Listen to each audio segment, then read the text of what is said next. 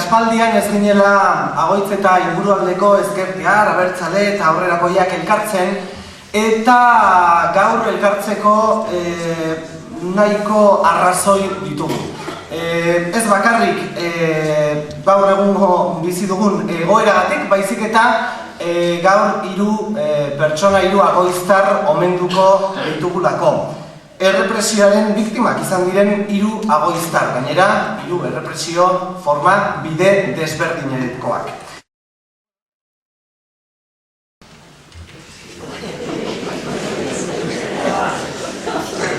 Askatasunera goaz, bai mantsoa abiadura, zail egiten zaigu eta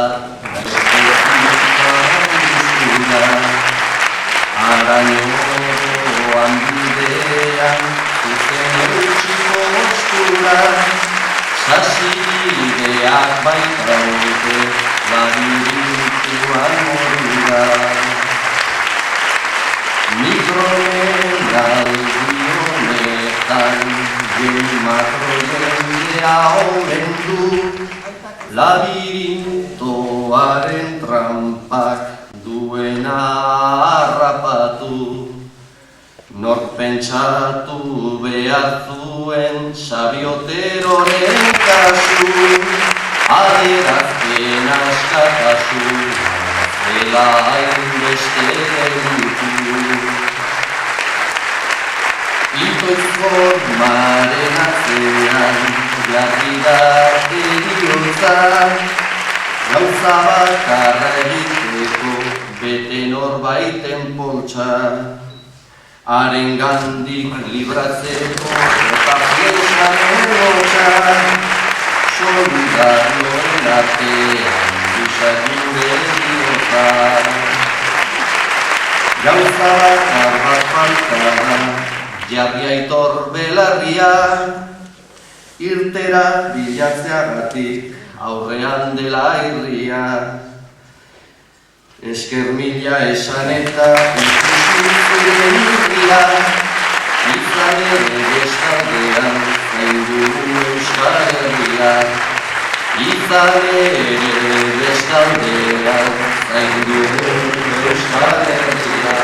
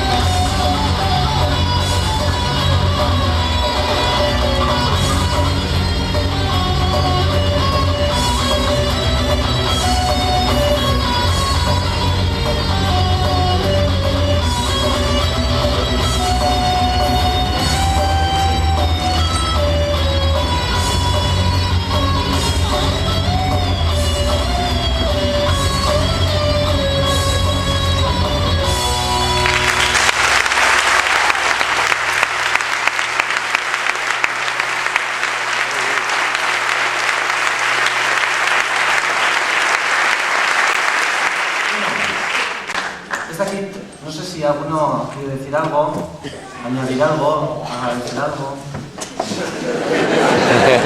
Aplaudir algo, criticar algo. ¿No? Venga.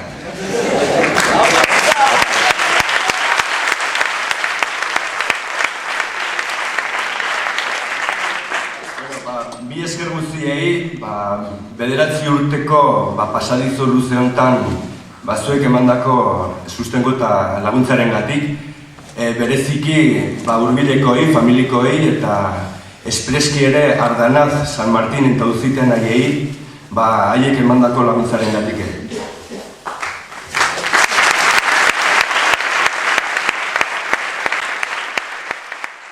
Lógicamente, en primer lugar, daros las gracias por este acto, por este reconocimiento, pero más que las gracias, entiendo que os debemos de felicitar a todos y a todas los que aquí estáis, felicitar por el trabajo que día a día hacéis en el pueblo, el trabajo en la escuela educando a nuestros hijos, el trabajo en las fábricas buscando unas mejores condiciones de vida, el trabajo a favor del euskera, el trabajo, la pelea en contra de Itoy, el trabajo en todos los movimientos populares, culturales, el grupo de danzas, chistularis, etcétera, etcétera. Todo ese curro es el que hace y va a posibilitar que hoy y mañana sea mejor que hoy. Y ese curro es el que va a posibilitar también que alcancemos más pronto que tarde la Euskal Herria independiente por la que todos y todas estamos currando.